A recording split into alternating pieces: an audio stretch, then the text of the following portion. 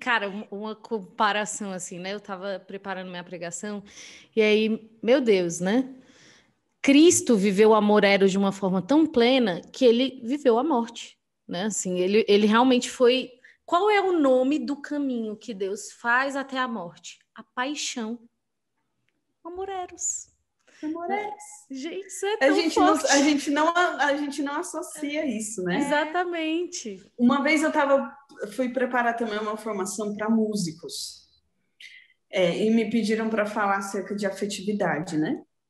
E foi tão interessante porque eles ficaram, eu nunca tinha pensado nisso. Quando a gente fala, por exemplo, do caminho de santidade da pessoa, do que a gente está falando, né? De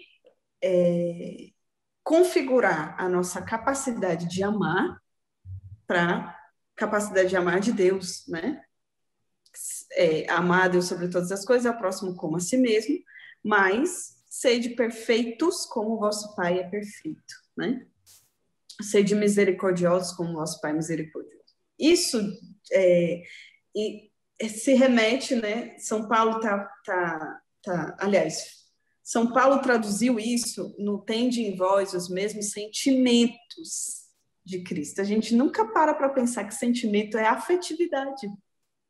Ou seja, se eu estou falando, se a perfeição da lei, né, é amar a Deus sobre todas as coisas e ao próximo como a mim mesmo, e eu só vou fazer isso segundo Jesus, né, significa dizer que eu preciso amar como Jesus ama, ter a mesma afetividade que Jesus.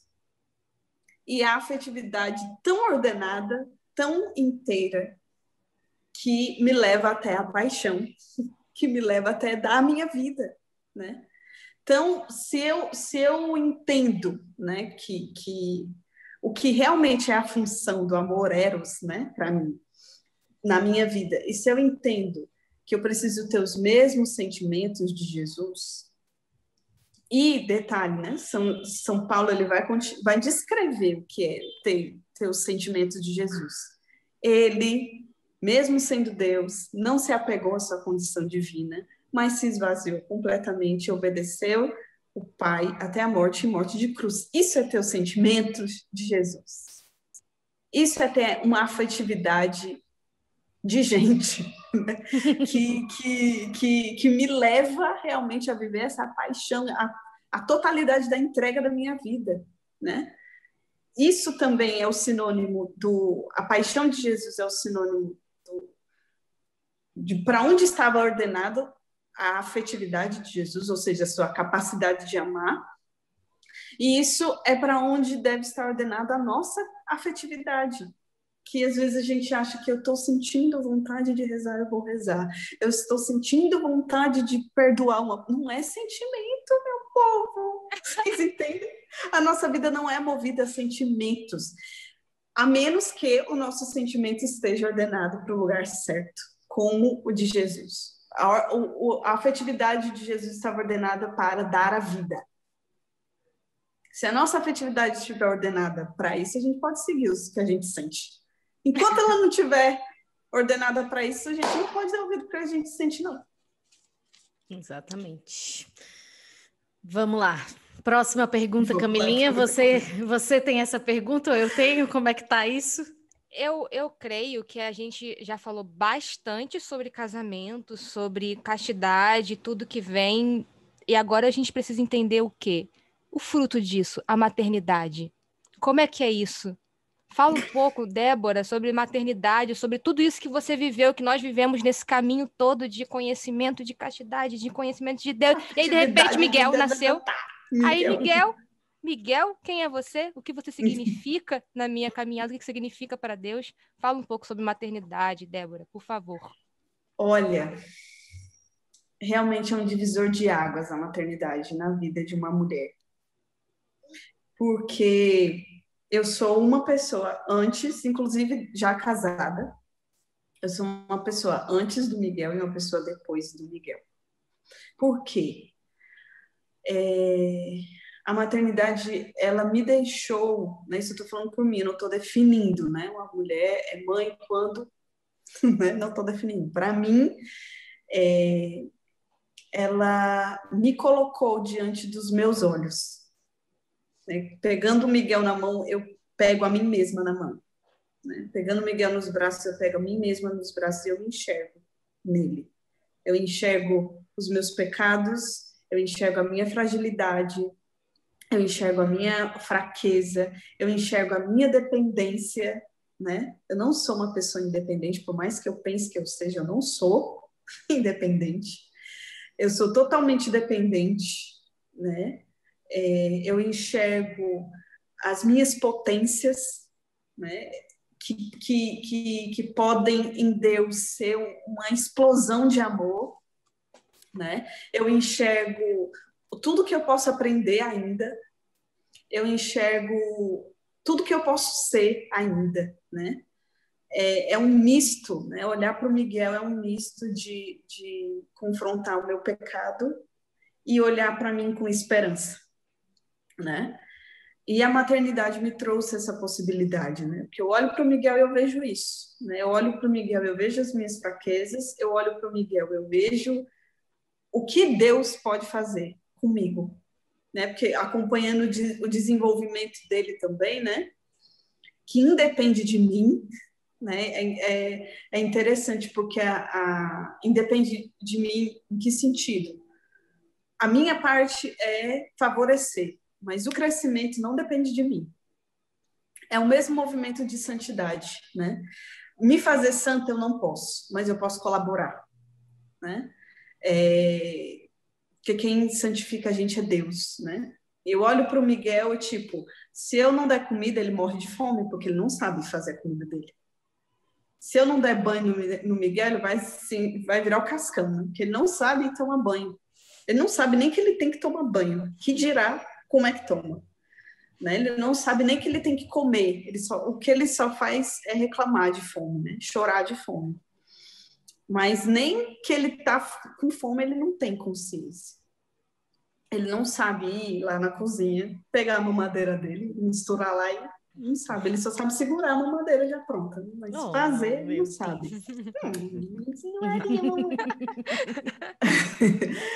Mas eu olho para Deus, para o Miguel, e eu me vejo, né?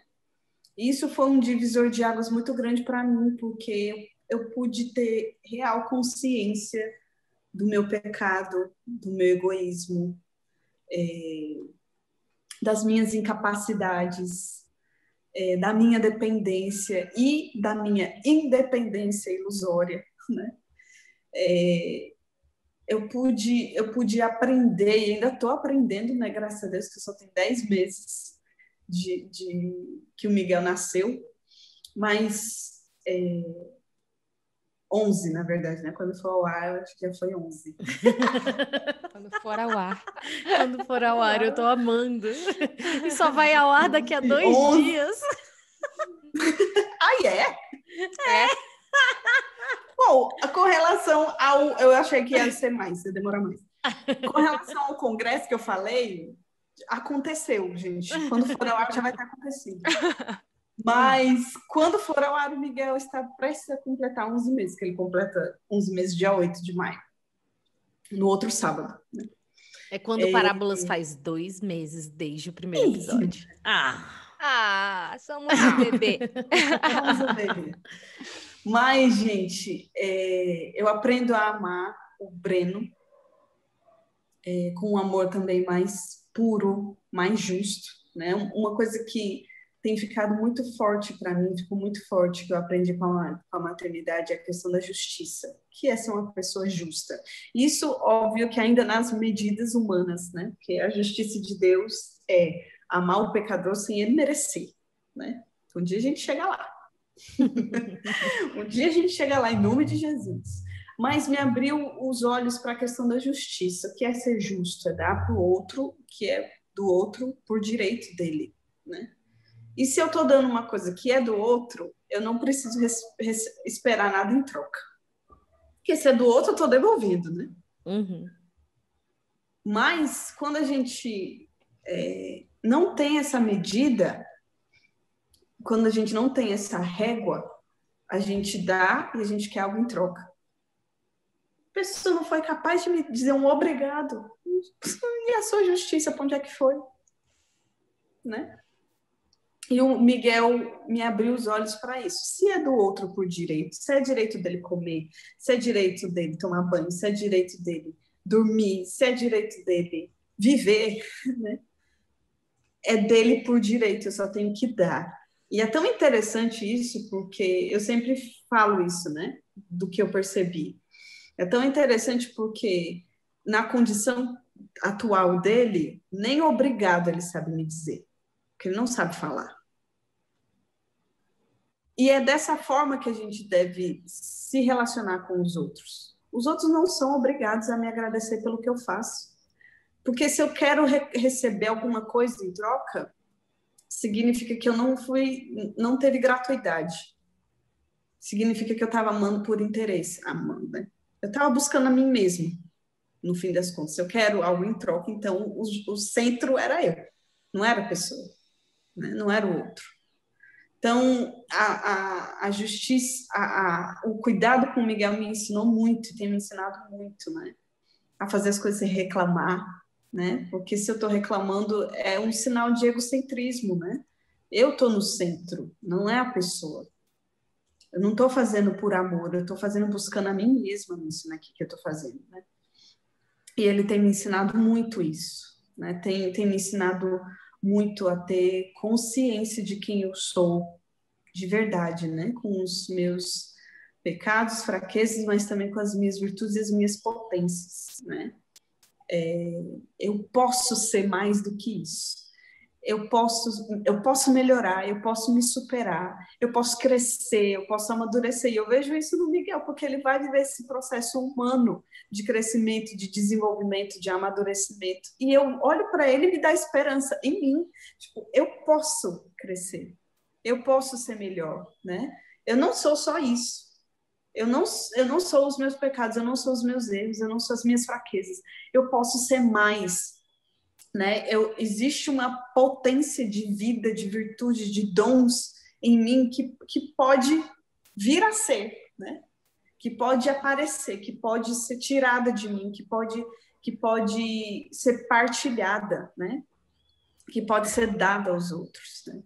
E o Miguel me ensina tudo isso, né? A maternidade tem me ensinado tudo isso. Eu tô até com vontade de chorar falando isso. Oh, meu Deus. Mas é sério. Eu olho para ele e eu vejo quem eu posso ser de verdade, né? Eu olho para ele e eu falo, eu acho que Deus olha para mim da mesma forma. Você pode crescer, você pode mais, você pode dar mais, você pode ser melhor, você pode ser santa, né? Eu olho para ele, eu vejo isso em mim, isso me enche, desculpa, mas me enche de esperança em mim, né? Antes da maternidade, a ideia da santidade era uma ideia bem distante. Mas, depois da chegada do Miguel, eu olho para mim e falo, eu posso ser santa. Porque Deus olha para mim da mesma forma. Eu sou um bebê nos braços, nas mãos de Deus. Mas ele olha para mim, ele não olha para mim como uma coitadinha, né? Você vai viver assim para sempre. Óbvio que eu vou viver para sempre nas mãos dele. Mas nele eu posso ser tudo o que ele pensou para mim. Nele eu posso ser tudo o que ele quer de mim. Nele eu posso ser tudo que existe de potência dentro de mim. De dons, de virtudes, de amor, de ser mulher, né? De ser feminina. E eu faço essa experiência olhando para o Miguel, né? Através da maternidade. Meu Deus, tô no chão, gente. Eu também. Eu Temos aqui... Daquela... Temos 3 mulheres, né, que, enfim, eu já concretizei, sou casada, Camila está caminhando para o matrimônio, Débora já está aí com o Miguelito, né? Eu ainda não tenho filhos. Então, escutar isso gera dentro do meu coração aquela expectativa, assim, né? Eu acredito que todas as mulheres, elas conseguem enxergar um pouco da sua fecundidade, né? E dos seus filhos espirituais, aquelas que têm, né, seus filhos espirituais, enfim, com as pessoas, mas, meu Deus, é como a perfeição, realmente, é como se você vivesse a mesma experiência de Deus na criação, né? Você tá ali vendo Exato. algo que você gerou, né? E essa era a minha pergunta enquanto você ia falando, né? Qual é essa experiência, assim, de carregar uma vida dentro de si e, de repente, ela tá nos seus braços, assim? Como É é muito isso? louco, viu? Muito louco. Porque, tipo, a experiência da gravidez uma, é uma experiência de plenitude mesmo do ser mulher e do nosso corpo, né? O nosso corpo foi gerado para gerar a vida, né? E quando você tá grávida, meu Deus, realmente você se sente a pessoa mais plena do mundo, né? Mais perfeita do mundo, mais feliz, mais bela do mundo, porque é uma experiência surreal e indescritível, né? Ao mesmo tempo que é uma experiência totalmente passiva. Não tem o que você faça que vá acelerar ou retardar o crescimento da pessoa dentro de você. Uma experiência totalmente passiva. Você simplesmente precisa se entregar para aquilo ali, né? E eu eu olhava para minha barriga crescendo e ficava, gente, como é que tem uma pessoa aqui dentro? Gente, tudo bom, Brasil, tem uma pessoa aqui dentro de mim, sendo gerada dentro de mim. Tem uma alma sendo gerada dentro de mim. É muito louco isso. Não tem como, não entra na nossa mente, não entra. Que a gravidez é uma experiência divina, muito divina, e uma experiência totalmente passiva. É o mesmo esquema da santidade. Eu só preciso deixar, eu só preciso me render. E quando você percebe, você já não é mais o mesmo. Você já foi transformado, você já foi. Você já melhorou, você já se superou, né? Você já cresceu. É impressionante. Aí você fica, gente, eu não estou fazendo nada. Tem uma pessoa aqui dentro de mim. Eu tenho uma vida aqui dentro de mim. É inexplicável, inexplicável. E eu vivi uma experiência muito, também de uma reconciliação muito grande com o meu corpo e com a gravidez, porque, infelizmente, a gente não vai poder falar aqui, né? Nesse assunto polêmico, mas eu fui muito marcada pelo feminismo, né? Eu fui educada, criada numa cultura, né, feminista. E quando eu olhava, quando eu pensava na gravidez, eu achava uma coisa assim totalmente indigna da mulher, uma coisa totalmente desvantajosa, né? Uhum. Porque realmente a gravidez altera muita coisa no nosso corpo durante e depois da gravidez, né? A gente tem